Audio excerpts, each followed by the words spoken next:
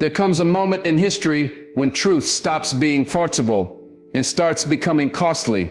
A moment when the world doesn't just disagree with you, it resents you. A moment when obedience becomes rebellion against the system.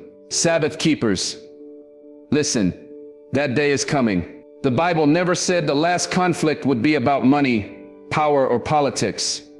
It said it would be about worship. Who you obey, who you trust, who you kneel to when the pressure comes.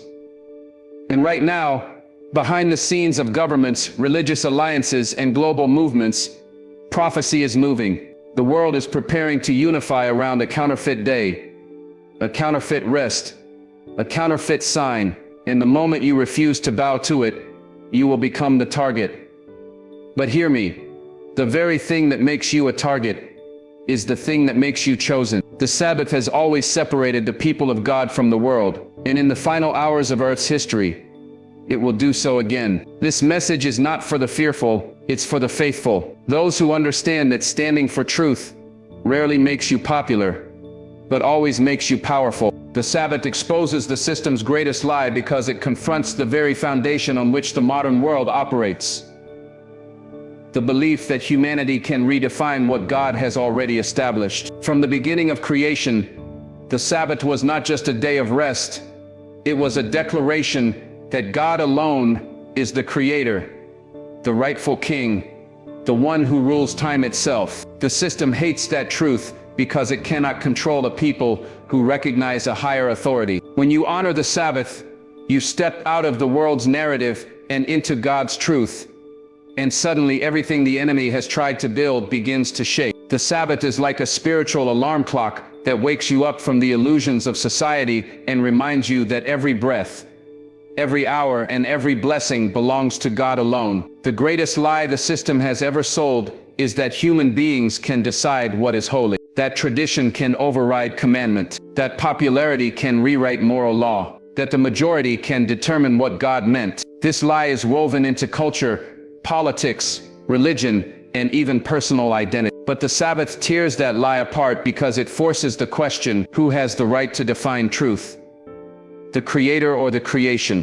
When the world pushes Sunday as the new spiritual norm, it is not just offering a religious day, it is offering a replacement authority. The Sabbath stands firm as the weekly reminder that only God can sanctify, only God can command, only God can declare what is holy. And because the Sabbath refuses to bow to human redesign, it becomes an obstacle to those trying to build unity without God's approval. The system wants a world where obedience is convenient, customizable, and culturally acceptable. But the Sabbath requires surrender.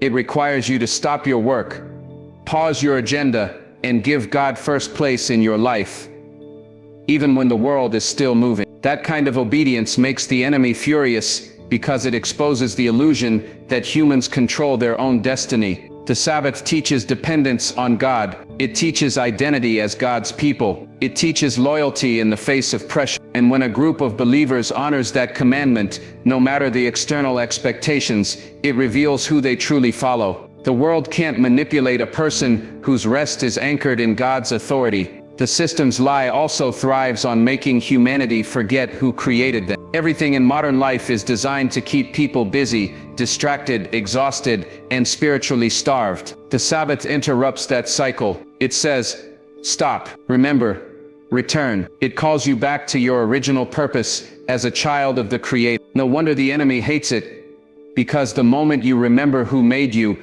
you remember who you belong to. And the moment you remember who you belong to, you stop bowing to the false gods of productivity, culture, and convenience. The Sabbath lifts your eyes above the world's expectations and places your identity back in the hands of God. In the final days, this lie will intensify. The world will attempt to unify around a man-made day of worship, promising peace, morality, and stability. But beneath that promise lies the system's deepest deception, that human authority can replace divine authority. The Sabbath exposes that lie not through debate, but through obedience. When you choose the day God blessed over the day man elevated, your life becomes a silent protest against the counterfeit. You become a living testimony that truth still matters, that God still reigns, that creation still belongs to the Creator. And that is why Sabbath keepers will become targets, because their obedience unmasks the system. They don't just keep a day, they expose a lie. They don't just rest, they resist. They don't just believe, they declare with their lives that God's authority cannot be replaced. And in a world built on deception, the truth is always a threat. Sabbath keepers don't bow to economic pressure because their loyalty is anchored in God, not in the fleeting demands of the marketplace. The Sabbath is not just a day of rest, it is a test of allegiance. It is a visible demonstration that God's authority is greater than any human system, greater than any economic incentive, greater than any social expectation. In the final crisis, when the world is pressed to conform, the remnant who honors the seventh day will feel the sharp edge of opposition because they refuse to compromise their obedience for financial gain, comfort, or approval. Their integrity becomes a beacon, and the system feels threatened by people who prioritize divine command over worldly convenience. The final conflict will reveal the true cost of allegiance. The economy of the world is designed to demand full participation, productivity, and conformity. Work never stops, commerce never sleeps. Transactions, trades, and contracts dominate human existence. Yet the Sabbath interrupts this flow. It says, you will rest, you will stop, you will honor me above the pressures of work, profit, and social expectation. For many, this is a minor inconvenience. For the system, it is a direct challenge to control. For the obedient believer, it is a sacred choice. Will I bow to man or to God? Will I honor deadlines, profits, and productivity, or will I honor the Creator who made time itself? The world cannot easily tolerate those who refuse to conform because they disrupt the machinery. Imagine a society where work,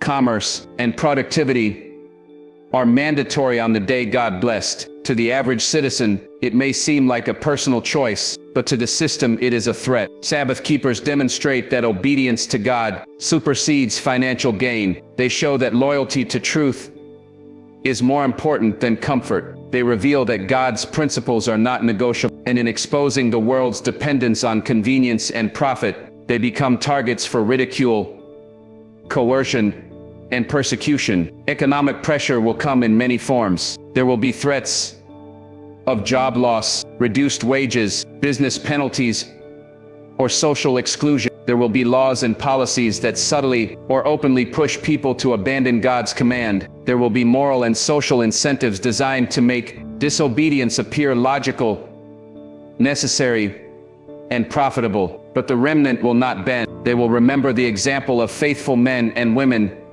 throughout history, men who trusted God rather than kings, who obeyed divine commands rather than human edicts. Just as the three Hebrews refused to bow to Nebuchadnezzar's decree, and Daniel refused to stop praying, Sabbath keepers will refuse to bow to the pressures of an economic system that challenges their allegiance to God. Choosing to honor the Sabbath in the face of economic pressure also has a profound spiritual effect. It strengthens faith, builds courage, and confirms identity. When a person refuses to work or compromise on God's day, they are saying, my livelihood is not more important than my obedience. My security is not more valuable than my faithfulness. That decision, week after week, creates a spiritual resilience that cannot be manufactured. It produces a remnant whose character is unshakable, whose loyalty is visible, and whose influence spreads even through persecution. Ultimately, Sabbath keepers will be targeted economically because they are a living testimony that God's principles override human systems. The enemy knows that if he can make people bow for profit, he can silence them. But those who stand firm show the world a higher standard. They demonstrate that obedience to God is worth more than temporary wealth,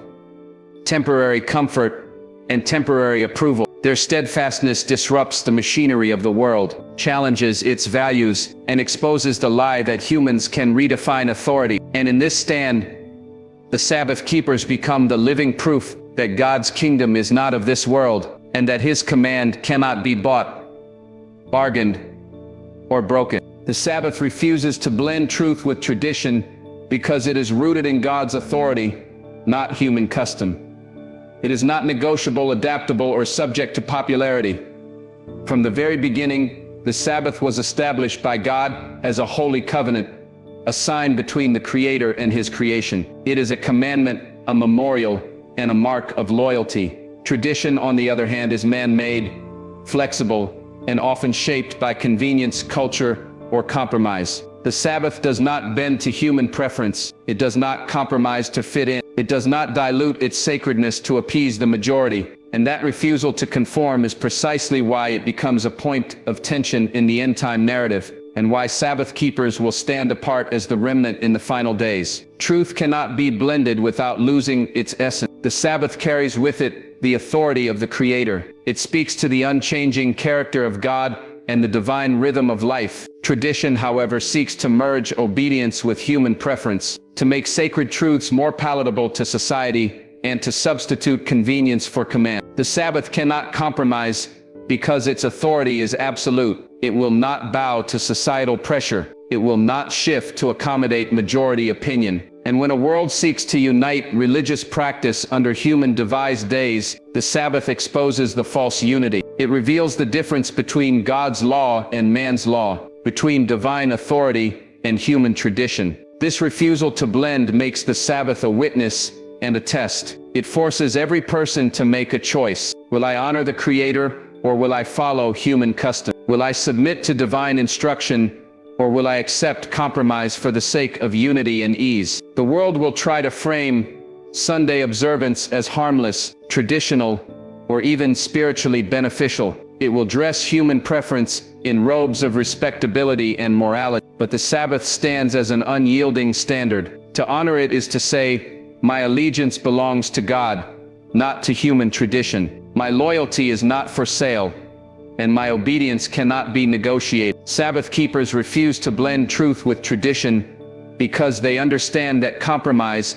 is the enemy's tool. A slight bend in obedience leads to erosion of conviction. When truth is blended with tradition, it becomes diluted, watered down, and ultimately unrecognizable. The Sabbath is the litmus test of loyalty. It separates those who follow God's authority from those who follow human convenience. It distinguishes the remnant from the rest, the faithful from the lukewarm, the obedient from the indifferent. And in the end times, this separation becomes unmistakable. Those who refuse to compromise will stand as a testimony to divine truth. Moreover, the Sabbath exposes the spiritual weakness of systems built on human tradition. Religions and governments alike will attempt to create unity through compromise, enforcing conformity and rewarding participation. But the Sabbath is immune to these efforts. It cannot be legislated into popularity. It cannot be packaged for acceptance. It cannot be hidden or neutralized. By maintaining its distinctiveness, it becomes a lamp that shines in darkness, a signpost of truth, and a challenge to every system that seeks to redefine obedience. This is why Sabbath keepers will become the most visible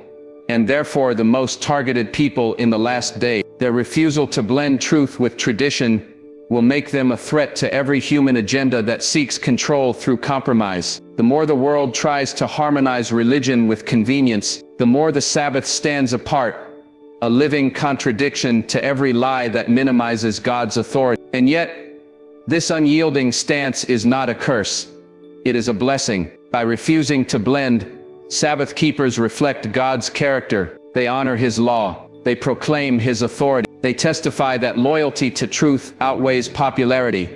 Obedience is greater than convenience, and the Creator's command cannot be overridden. In a world desperate for compromise, their steadfastness becomes the beacon that reveals heaven's standard, and that is why the Sabbath refuses to blend truth with tradition. The Sabbath remnant will disrupt the end-time narrative because their obedience directly challenges the story the world wants to tell.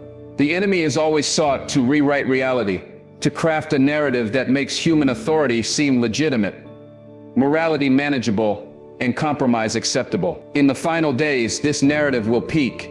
Religious and political powers will unite to create the appearance of global unity, safety, and spiritual progress. But the Sabbath remnant refuses to participate in that story. They stand as living proof that divine authority cannot be overridden, that allegiance to God cannot be bought, and that truth cannot be silenced. Their very existence becomes a contradiction to the world's agenda, a disruption in the carefully constructed illusion of harmony. The world's end-time narrative is built on control disguised as convenience, on compromise disguised as peace, on human law disguised as morality. Sunday legislation, global unity movements, and economic pressures are all part of the same story, a story designed to replace God's law with human authority. But the Sabbath remnant refuses to bow. They do not compromise for social acceptance, political gain, or economic security. Their lives say loudly and clearly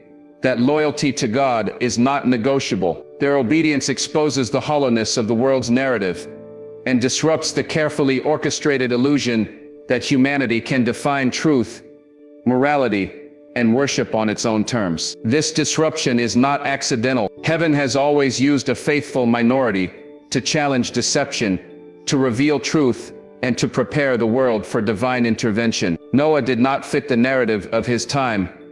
His obedience disrupted the moral status quo. Daniel did not fit the narrative of Babylon. His faithfulness disrupted political and religious conformity.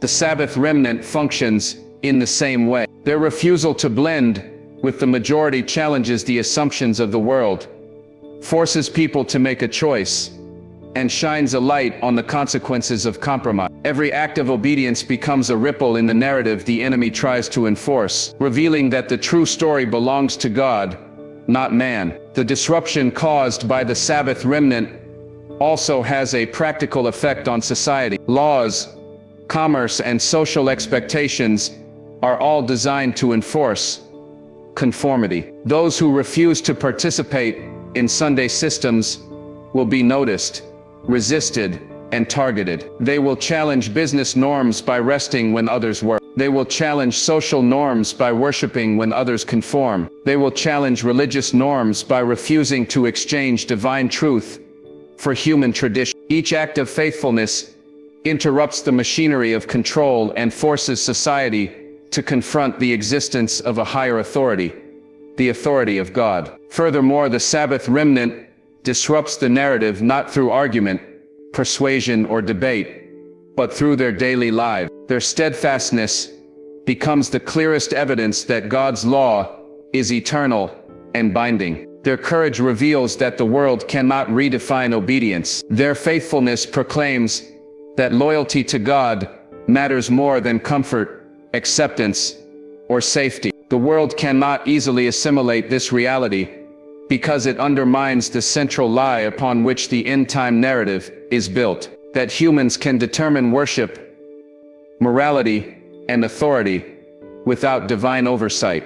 Finally, the disruption caused by the Sabbath remnant is a spiritual declaration. It communicates to angels and humans alike that God's people will not bow under pressure, that His truth is worth suffering for, and that His law is unchanging. The remnant becomes a visible living testimony that the end-time conflict is not about convenience, culture, or politics.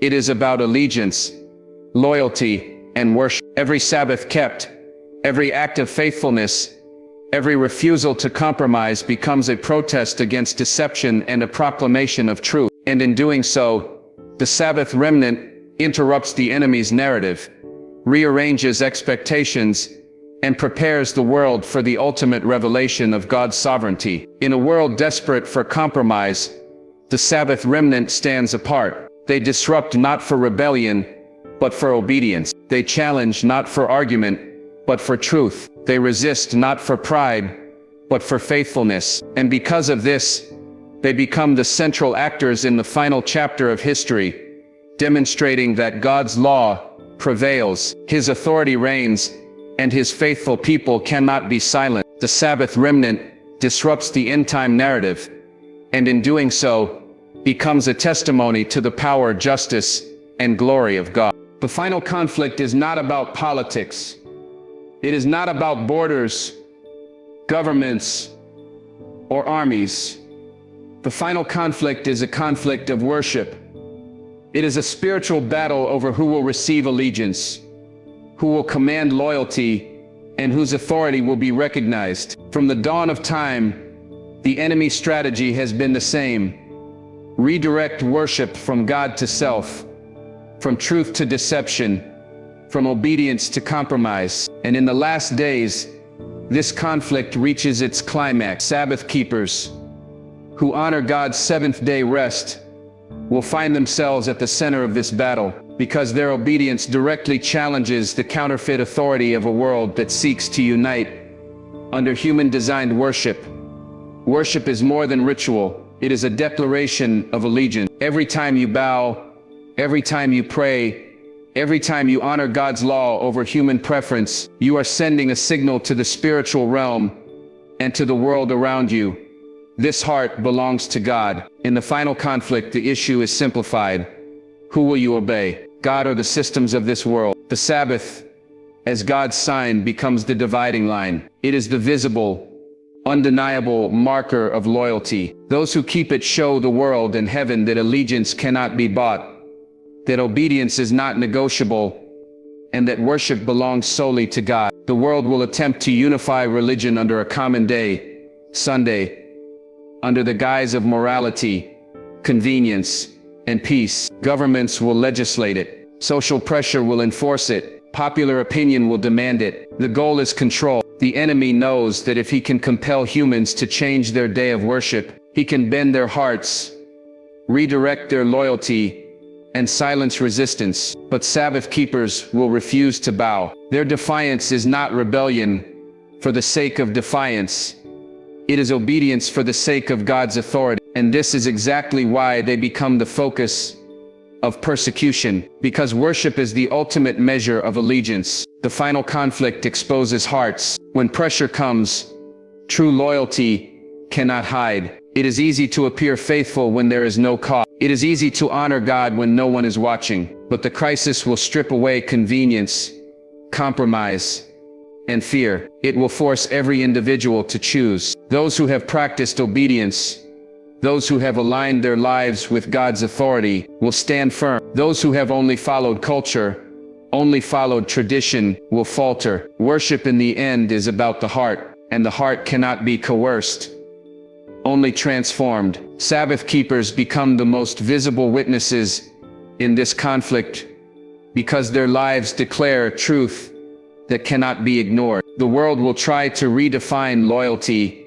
as compliance. The enemy will label obedience as stubbornness. Laws, policies, and incentives will be designed to manipulate behavior. But the Sabbath keeps a higher standard. It will not bend. It will not yield. And through the stand of God's people, the ultimate truth is revealed. Allegiance to the Creator is greater than allegiance to the creation. This conflict also highlights the stakes. The final battle is not just about days of the week. It is about who rules your mind, your time, your conscience. It is about where your trust lies. The Sabbath is the test that separates the remnant from the rest. Those who honor it will face pressure, persecution, and opposition, not because they have sinned, but because they are faithful. Their obedience becomes a witness that God's authority cannot be replaced, and their suffering becomes the megaphone through which truth is proclaimed. And yet, there is hope. For every moment of pressure,